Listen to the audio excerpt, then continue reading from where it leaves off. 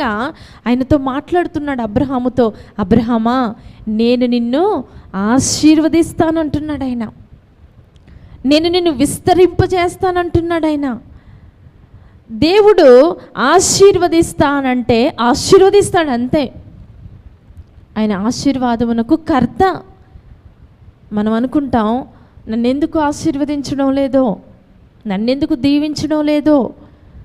మరి అబ్రహాము జీవించిన రీతిగా నువ్వు జీవిస్తే దేవుడు నిన్ను కూడా ఆశీర్వదిస్తాడు, నిన్ను కూడా విస్తరింపజేస్తాడు. ఎక్కడెక్కడికి విస్తరింపజేస్తాడంటే అబ్రహామునంట ఇసుక రేణువుల కంటే ఎక్కువగా విస్తరింపజేస్తా అంటున్నాడు ఆయన. ఎంత గొప్ప దేవుడు ఆయన!